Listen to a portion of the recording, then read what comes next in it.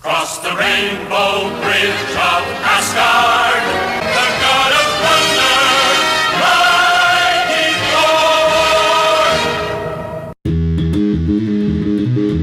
Thor! Hey y'all, welcome back to Carbon Scoring, the best place for comics history and action figures. You know, when I started this channel, I had one goal in mind. I wanted to share my collection and all of the knowledge that I had gained over decades in this hobby. And I wanted to do it with joy and with positivity. And so that's what I feel like I've done. I've really tried to avoid the negative. I don't come out and complain about this toy company did this for me or it didn't do that for me. I don't really argue about the pricing of toys. I really just try to stay positive and focus on the good of this hobby because this is my escape. This is where I get away from the rest of the things in life and just get to celebrate the toys and movies and comics and all of those pop culture things that we love. And so I get it. I mean, I certainly can see where negative videos trashing this or complaining about that have their appeal. And I can totally see how having beef with other creators can definitely generate some views. I mean, I watch those videos. I get why they're so popular, but not for me. This is always going to be about positivity. Until I walked into my vintage toy shop, Toy Federation, the other day, and I bought what may be the worst Marvel action figure ever. And trust me, there have been some bad Marvel figures in the past. And I'm not talking about unlicensed bootlegs. No, those don't count. I'm talking about poor Ben Reilly here, who looks like he rides a bus a little shorter than his friends. Or this Ultimate Wolverine, which was clearly sculpted by someone who has never seen a human being before. Oh, but how could we forget the marvelous Marvel Mademoiselles, some of the most horrific figures of all time, such as the Scarlet Witch here. And who could ever forget this Emma Frost figure? I certainly can't, because I have nightmares about it every night. But perhaps no one has been done worse than Marvel's unofficial mom, Susan Storm Richards, who thankfully has the power to disappear as the Invisible Girl. Let's go back to the beginning. The 1990s Marvel Superheroes line. There hadn't been any Marvel action figures on store shelves since the Mattel's Secret Wars line of 1984, although your local Kmart probably still had a Kang on the pegs. Upstart toy company Toy Biz produced 5-inch figures spanning the entire breadth of the Marvel Universe.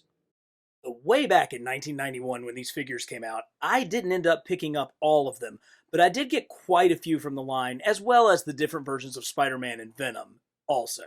Starting out with the Green Goblin figure. Now, this is a little bit of a goofy looking figure, as most of these are. The sculpts really came along as time went, but they did have very cool play features. You can see you can put a goblin bomb, a pumpkin bomb, in the Green Goblin's webbed looking hand here, and if you peel it back, boom, he'll throw it. Now, the mask is not great, but you can get the idea of where Toy Biz is coming from with these.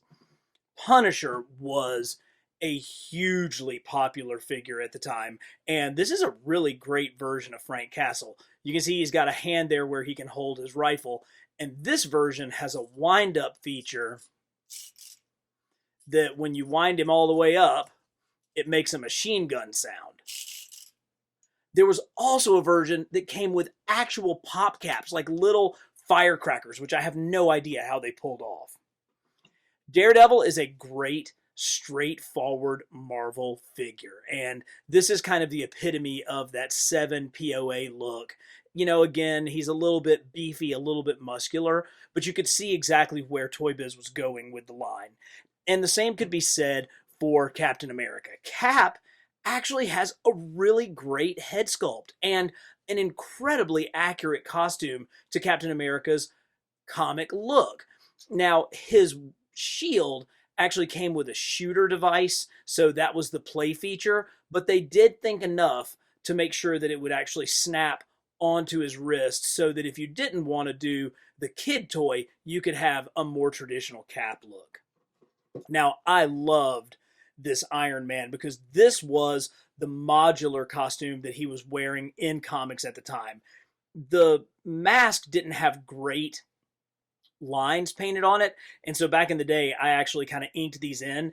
And unfortunately, the ink over the past 3 decades has sort of slowly bled into the plastic. But you could actually take all of this armor off and see Tony Stark underneath. Now, we're not going to do that right now because 30-year-old plastic is not exactly the sturdiest thing, and I don't feel like buying a new one of these. But this is my original.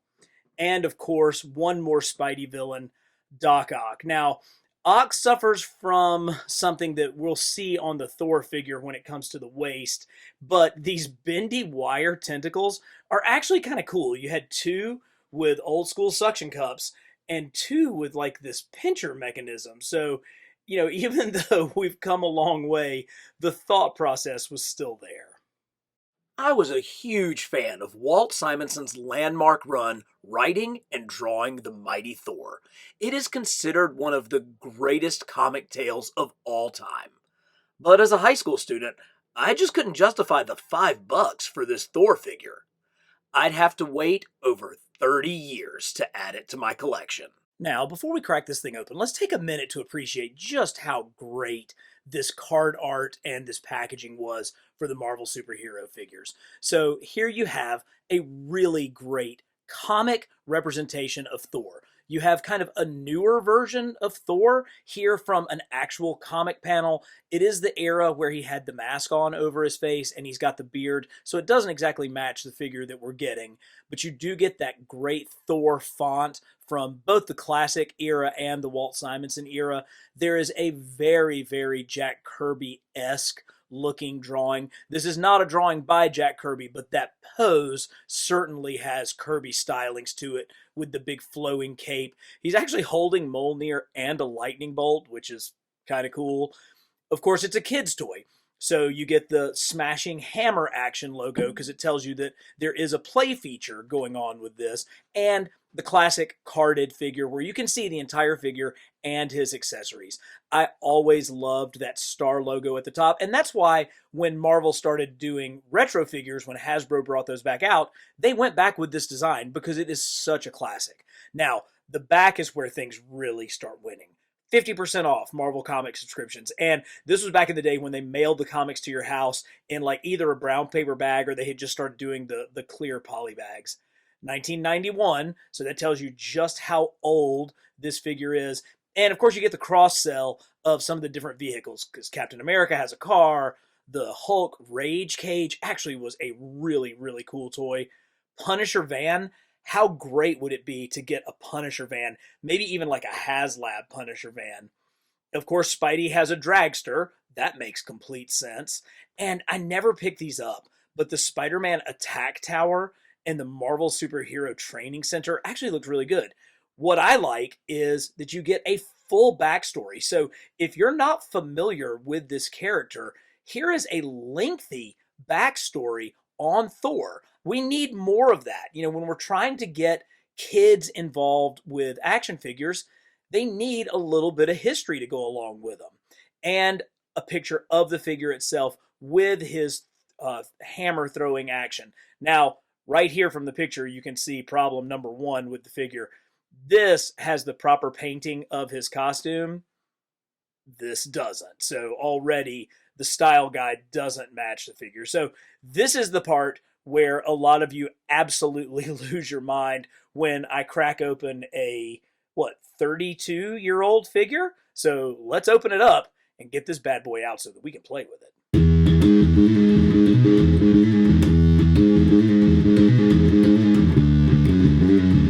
Okay, so I did that in a way that really didn't destroy the card hardly at all. Just kind of opened it from the bottom. But here he is, the Mighty Thor. Let's take a look. And so here he is, the God of Thunder, Thor Odin's son. Let's just kind of start at the bottom and work our way up and talk about what's good and bad about the figure. So at below the waist, he did have a bend at the hip as well as one at the knee. And you can see there's like steel rivets that have actually rusted just a little bit in there.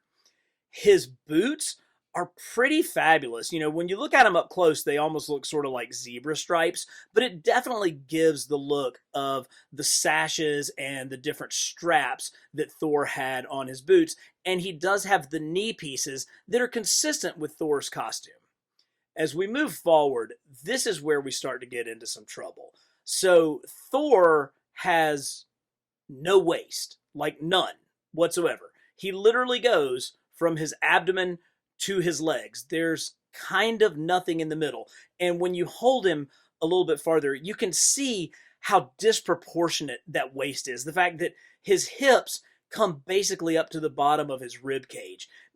It's gangly, it doesn't work. And even the addition of the classic discs on his costume don't take away from the unsightly proportions of this figure. Now, we did get the classic discs, and I do like that, but because they didn't provide the different color for his tunic, because it's the same color as his leggings, you get no separation of that. And of course, the preliminary figure, as seen on the back of the packaging, had that differentiation in color. And when you come back and look at this, you can see just how lacking that is without it. I mean, just absolutely remarkable. Now, Thor has his exposed arms, and he does have decent bend. He's got kind of a slappy hand and his grabbing hand, and he does come with his painted wrist gauntlets there, which is pretty nice. But then we come to the head. And because of the limitations of the articulation, Thor's hair, his golden flowing locks, instead of spilling down over his shoulders, come abruptly to a halt right at the base of his neck. It's really, really goofy looking, and it's made that much more obvious by the biggest lack that this figure has, and that's the lack of a cape. Now, I don't know if the cape was not included as a cost-saving measure. I'm not sure if they had to leave it out because of his action feature here. When you push down on the back, his arm is supposed to move forward. Now, this one, having been in the package for 30 years, doesn't really work very well, and I don't want to break it. But he just doesn't look at all like Thor without his cape. And then the lack of the cape and the fact that the hair comes to an end just creates just such a terrible look for this figure. Now, he did come with two different accessories. He comes with a lightning bolt, which it's hard to get it. I'm not going to force it in there. It's hard to get it in there. We probably ought to get more lightning accessories for Thor just to kind of bring back that whole God of Thunder aspect to his character. And they didn't completely cheap out because they did give us his hammer Mjolnir. Now, this looks like something I would have laying around my house more than it does an enchanted Uru mallet, but we'll give them credit. They tried to get the leather straps going there. They did give the hammer a little bit of shape like the comics. And then this is typically kind of the leather loop that Thor carries around, but the length of the hammer is just, I mean, it's almost as tall as Thor himself. And of course, the little pokey part goes in to try to do the action feature, which we'll give it one try on camera. Yeah, it just doesn't work, but it would fling down, which would cause it to fly out. And I'm sure that the length of the hammer was in order to give it enough of a physics so that it would fly out, but it just ruins the look of this. If the hammer were cut off right here and Thor could hold it, it would make a huge difference for this figure. But when you see it like this, oh, that's just terrible. So let's take a look at Thor compared to some other Thor figures just to get a sense of exactly what we're dealing with. Here's our Thor compared to one of the early Marvel Legends Thor figures. It is shocking just how much action figures have improved in a little over a decade. Now, let's look at Thor versus the Diamond Select Marvel Select 7-inch figure, which has arguably one of the most Jack Kirby-like designs. These figures share in basic articulation, but nothing else. Mafex's recent comic Thor is certainly more similar in scale, but with a cloth cape and advanced sculpting, again, it barely recognizes as the same character. And finally, let's let our poor little Thor stand up against the current gold standard, the Marvel Legends 80th anniversary figure. We've come a long way, baby. So what do y'all think? Was I too hard on this figure, or did I pretty much hit the nail on the head? Let me know in the comments. And as always, for the best in comics history and action figures, subscribe to Carbon Scoring.